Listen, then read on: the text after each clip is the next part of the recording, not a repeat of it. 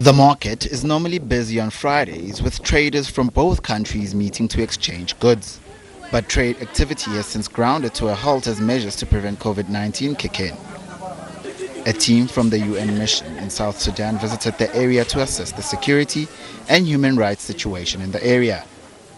They are also there to monitor the reintegration of displaced persons. Traders and authorities fear the disastrous impact COVID-19 will have on a country already reeling from a 5-year civil war. Coronavirus. I don't know if it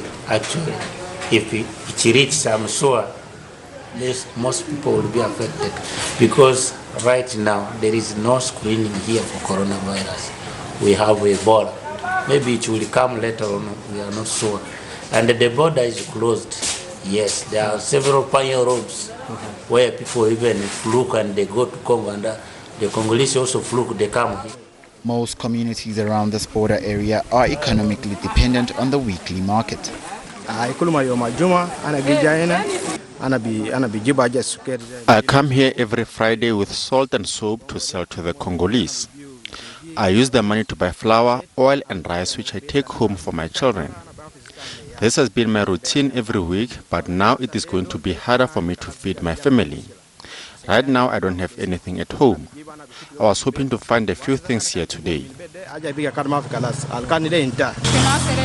It is really affecting us because we are dependent on this market. I always come here to buy palm oil and sell it in our village. This has been helping me. But now, with the sickness, there's nothing we can do. More than 850,000 people have been infected with the novel coronavirus across 207 countries and territories, killing more than 42,000. South Sudan is one of the few countries in Africa without any recorded cases of COVID-19.